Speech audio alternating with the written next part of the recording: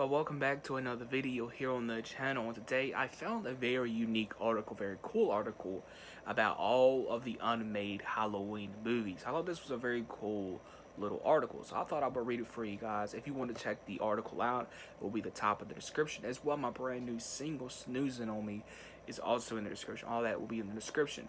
Some of these I will make a full video on, like just discuss and break down and stuff. But yeah, we'll just talk about all the unmade Halloween movies. I may split this up in 2 videos. I don't know. And yeah, let's go ahead and get into the video. So the original Halloween 2 script. Despite the success of the franchise entry in '78, Carpenter had no interest in a sequel, as a lot of you guys should know if you are fans of the franchise. The director learned that Universal was planning to make another film starring the Shape, Michael Myers, whether he was involved or not, so he later signed on to write the film. Partnering back up with Deborah Hill, Carpenter still refused to direct Halloween 2, so Rick Rosenthal was hired, even though Halloween 2 served as a continuation of Laurie Strode. Strode against Michael Myers, the original concept of the script was much different than what the viewers saw in '81. And it goes on. Whether they continue directly the events of Halloween, the plans were for the sequel to pick up a few years later. I find that interesting because basically this script was a stepping stone for H2O and Halloween 2018.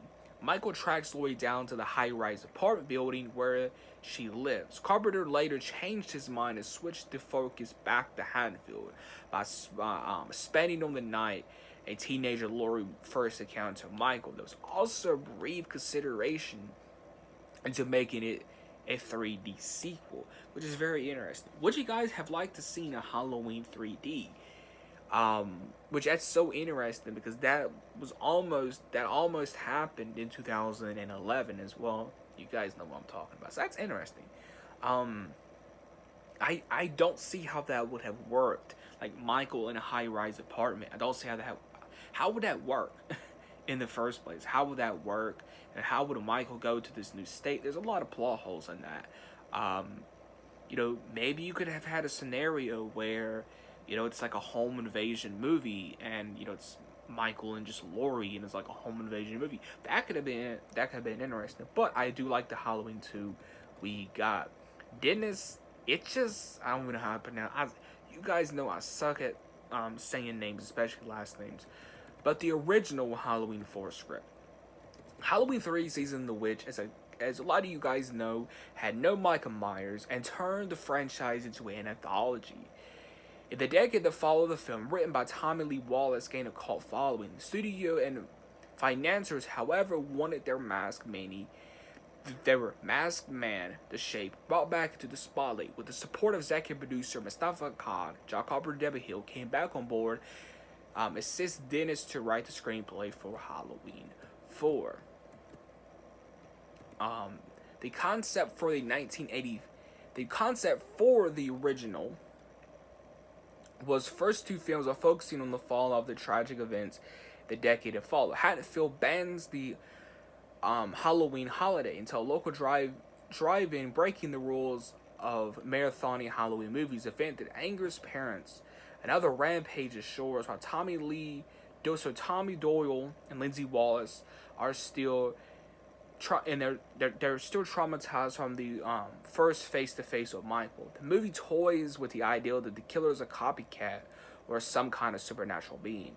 Now, I do like that it plays around with the ideal of, it could be a copycat killer.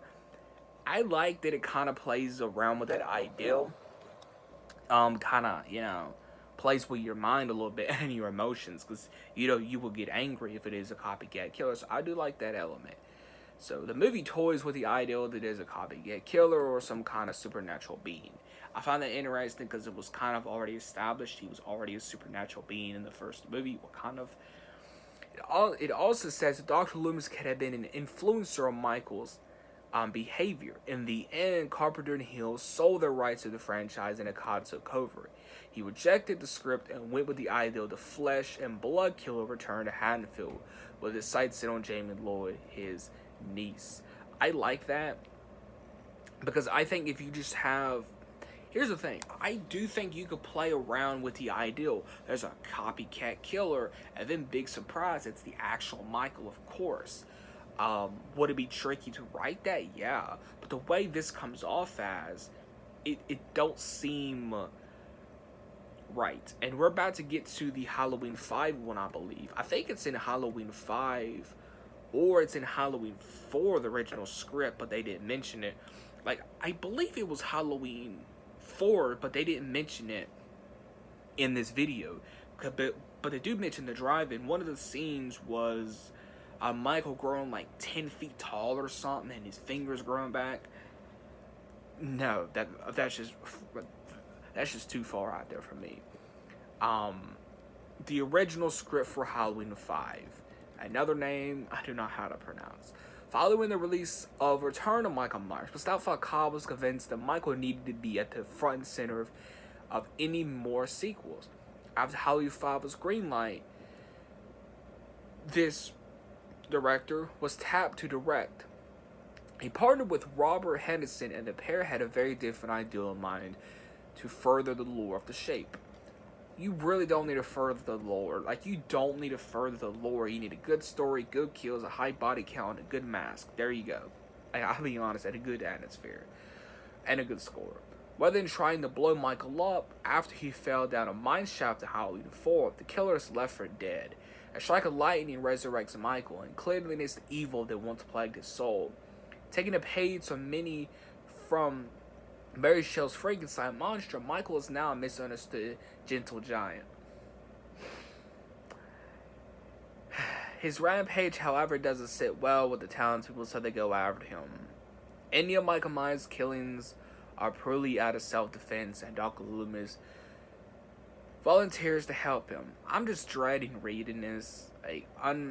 Akkad wasn't too keen on this idea. Yeah, I'm not either. So he rejected the version of the script.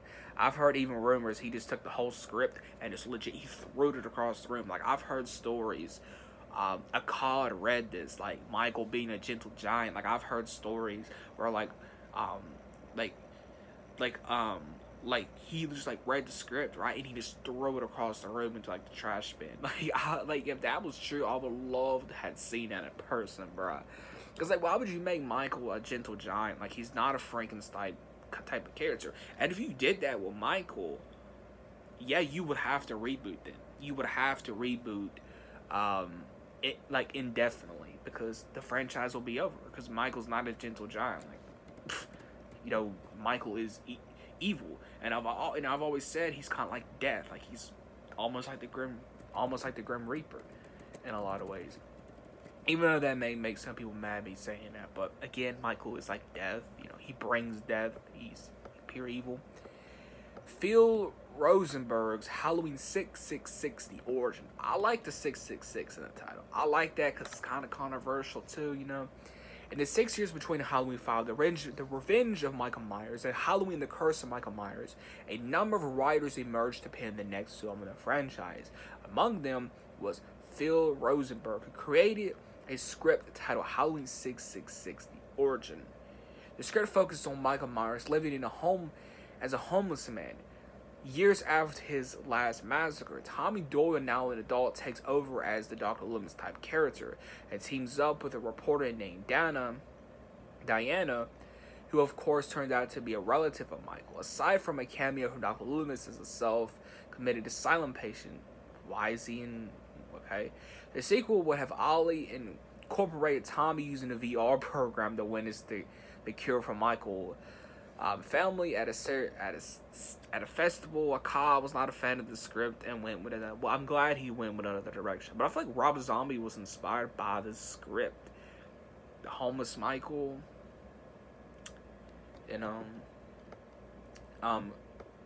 Quentin Tarantino's Halloween 6 ideal. This still needs to happen.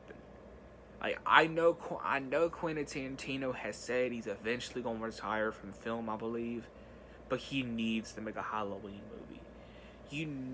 That's going to be a good story, and just a good story, a good atmosphere, and just tons and tons of kills. It's not going to be focused on all the lore and all that. You know what I mean? It's going to be a fun Michael movie. During the development stages of Halloween 6, filmmaker Quentin Tarantino was approached by Miramax. Tarantino never wrote an official script, but he pressed a few interesting ideas. It would have incorporated the Man in Black, who was presented at the end of Halloween 5, Michael Myers fleeing Haddonfield. The duo then would travel the highway, leaving a trail of bodies along Route 66 as a nod to natural born killers. Miramax ended up going in a different direction, and Tarantino went to create Pulp Fiction. Now, Michael Myers and the Men in Black teaming up, that's kind of weird. That's kind of weird. But hey, it's Tarantino. I think if you didn't connect it to Halloween 5, which is like a one-off type of thing, Michael Myers road trip movie, it may have worked. Yeah, it could have been a flop. But yeah. But all jokes aside, I feel like that was not really his original ideal. I think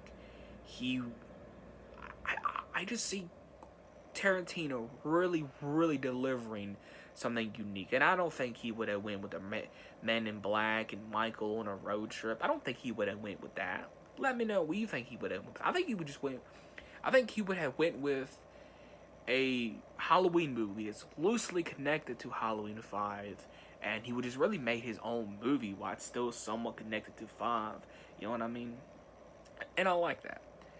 Robert Zappi's Halloween 7 script. Before the development of Halloween H2O came to fruition, Robert Zappi came out with a direct-to-video concept of the franchise 7 installment. Now I'm very curious to know, if Halloween, went straight to VOD, video on demand back in the 90s, do you think it would have recovered? I say yes, but it would have been a long drag until we got there. And I think, yeah, I do think we would have still got Rob Zombie's Halloween. But I think that would have been the stepping stone to bring him back into the theaters. You see what I'm saying? But yeah. It was meant to follow Michael Myers preying on the students at an all-girls prep school. A family member of Michael's would have attended the school. There was hopes that Jamie Lee Curtis would reprise her role. The movie would have also included Silence of the Lambs style subplot, which involved the police getting assistance from a copycat killer to track down Michael. Take the copycat killer element out of there. Take the Jamie Lee Curtis plot out of there. I'm not complaining. That's a decent script. I mean, if you would have, I kind of like that script. If you would have taken out the Jamie Lee Curtis, taken out the Silence of the Lambs type of subplot, if you would have put it straight to theaters, and if I was a writer, director, I would take parts of that idea and put it towards a remake. Michael stalking these girls at a prep, a prep school in Haddonfield, and those are your new that's a remake right there. That's a remake right there in itself. Michael stalking girls in a prep school in Haddonfield. You have three or four girls like the original Halloween. You have a new final girl, and that new final girl is who you're going to follow for the new franchise. There's your remake. I just pitched you a remake right there. This one's very interesting as well. Halloween Asylum. I never heard of this one, actually. I legit never heard of this one. This is not something. Now, a lot of these I've heard and I've talked about before, but this one I never heard of. Halloween Asylum. In 2004, Matt Verney and Josh Goldfinger invested a loose sequel to 2002's Halloween Resurrection. I've always said, if you made a sequel to Halloween Resurrection, it would have to be kind of loose and serve as a soft reboot, in my opinion. It probably refused the original film and focused on Michael Myers while he was on death row, which is interesting. He then broke free and wreaked havoc on Smith's Grove Sanitarium. The script was never picked up by the franchise owner at the time, but some elements were incorporated into Rob Zombie's Halloween reboot, which is interesting because,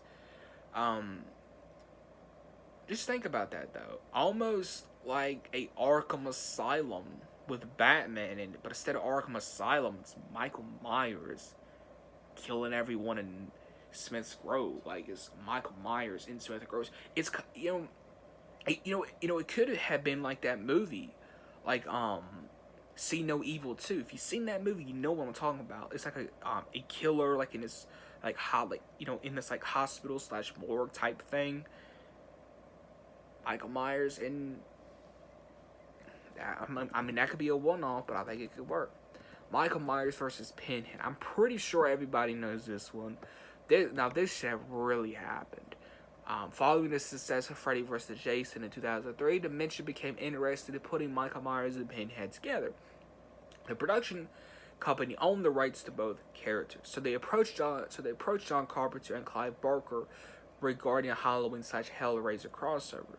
This wound up being the second process attempt by a crossover after filmmaker Dave Parker pitched the idea in the 90s. He came up with the idea that a young Michael was possessed by the puzzle box and eventually squared off against Pinhead. Even with Barker writing the newer concept and Carpenter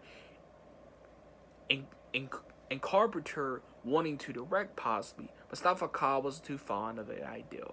That should have happened. Like Mustafa Khan should have really looked at that and thought about that, because that could have been something special. That could have legit been something special.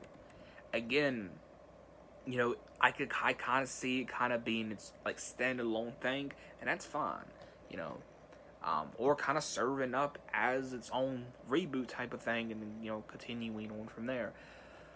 Rob Zombie's Halloween 3. This is the most interesting one out of the whole bunch. Rob Zombie's Halloween 3. When Rob Zombie's rebooted Halloween in 2007, he also reimagined Michael Myers' origins and his thirst for blood. The result was being disturbing increase in violence and gore, which I love.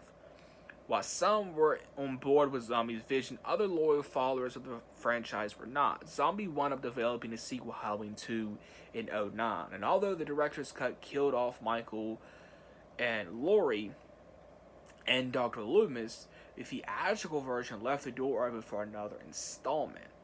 Not only did Laurie survive, but she was plagued with the Myers family madness. The Dimension planned for a sequel that would have shown Laurie joining Michael before he's presumably killed and she's committed to the asylum. The plot shifts to the hospital as a reshoot of the original Halloween 2 film.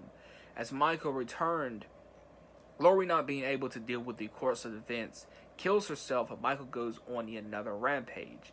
As another interesting element, Dimension had an idea to put the film in 3D. Zombie declined the directed film, and the idea was later abandoned entirely. Number one, I have a strong theory. I think I said this before. I have a strong theory. Why Rob Zombie made Halloween 2 like he did, I strongly believe this. Rob Zombie made Halloween 2 all weird like this because he was butting heads with the studio. He didn't want to make Halloween 2. He did not want to make Halloween 2. A lot of people don't know that. If you watch the documentary for 2007's Halloween, you will see that Danielle Harris's character was supposed to get killed off in the first movie. Well, obviously, she's in the sequel, right? Rob Zombie already did not want to do part 2, and he already felt restrained in the first one. So he probably felt like if he made a bad movie, he felt like if he made a terrible movie with all this weird stuff, and he felt like if he killed Michael off and killed Dr. Loomis off, basically killed everybody off, if he felt like if he killed everybody off, he would not have to come back to Dimension Films and work for them ever again. I feel like that was his plan. Like, he made Halloween 2 with all the weird stuff, and he made it like that. He killed off those characters in the unrated version, in the director's cut, for the sole purpose of so he wouldn't come back. But the question is, I'm one of those type of fans, it may make people angry, but I would have actually liked to see a Rob Zombie's Halloween 3. Obviously, take, Michael and Laurie teaming up.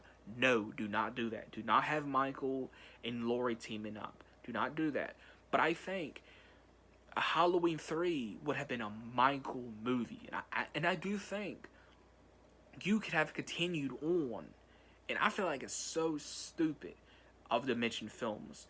Dimension Films should have just hired another director and picked up where Rob Zombie left off. I think that. I think if you would have got another director in there, understood what Rob, did and why he did Halloween 2 like that, I think it could have been. I'm one of those few fans that would not mind seeing that being picked up. My personal opinion. But I know it would never happen. If I had to say, yeah, it would. But yeah, I know it will flop. But I'm just saying. The Halloween Returns, another infamous one. This is the last one. In 2014, Halloween franchise nearly entered another soft reboot with the development of Halloween Returns. The script was written by Patrick Melton and Marcus Dunstan. Was meant to serve as a sequel to the first two original films. Halloween Returns was supposed to take place in 1988, which is really cool.